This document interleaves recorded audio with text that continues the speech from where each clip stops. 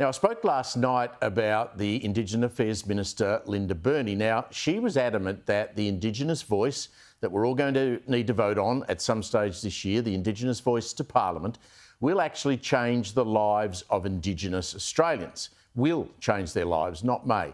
Now, I've still got my doubts. I'll talk to Warren Mundine in a sec. She then doubled down yesterday with my colleague Andrew Clennell, criticising those who oppose the voice as holding back Australia. For those people who are opposing that, I think they're holding back the country, because for me this is a really unifying moment for Australia. But in all of that emotive rhetoric, I'm yet to hear, I don't think, one tangible way the proposed voice will actually better the lives of Indigenous Australians. For more on this, we're joined by Indigenous advocate Warren Mundine. Great to see you again, Warren. Good to see you, Steve. What did you make of those comments from the Minister yesterday? They were nothing comments. They were mealy mouth. Didn't show any shred of evidence that what she said was true. Look, I look at this over the last 50 years. We've had voices of Parliament, if you want to call that, who were set up. They were giving, what Aboriginal people thought were what was best for them, and it was up to the government to decide whether they would take that advice or not.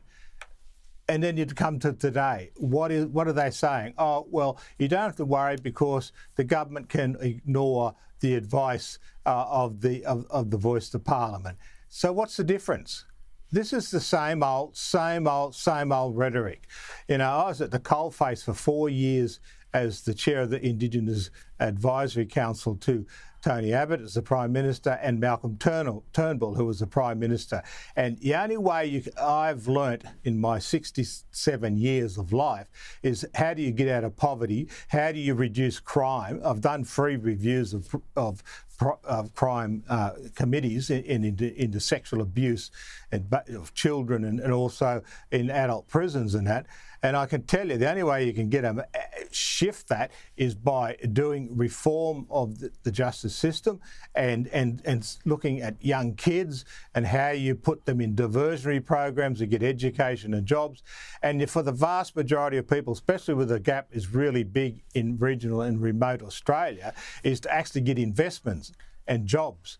And how do you do that? You have businesses that invest and create jobs. You have to then have a skilled workforce. So that means people have to get to school and get an education. You know, these people, and Linda Burney is one of them, who were dead against the cashless debit card, which people couldn't spend their welfare payments on alcohol and drugs and several other things. And guess what they did? They abandoned it. They've thrown it away. And guess what the crime rate in these communities are now? It's gone through the roof. Yeah, alcoholism. That's crazy. I mean, that was crazy. And we're supposed to trust us. It was crazy to drop that. I just wanted to ask you, Yendamu, 300k from the Alice. If you and I went out there today, what would the locals tell us about the voice?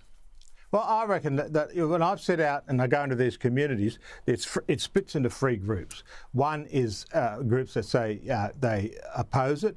One group says that they support it, and then the third group, which is the vast majority of Aboriginal people, say they don't even know what it is. So if the Aboriginal people, this is supposed to be the best thing since sliced bread, according to Linda Burney, it would be the panacea to solve all the issues of Aboriginal communities and make Australia a great country, they don't even know what it is.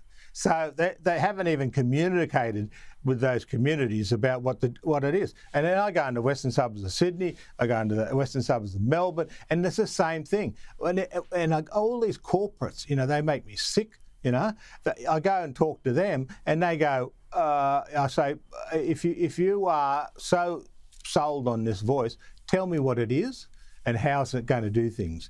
And you know, not one answer. Like Linda Burney's mealy mouth comments yesterday. There are Aboriginal people dying in these communities, women and children being murdered in these communities. They haven't got jobs, and this is their panacea to solve things. You've got to be joking.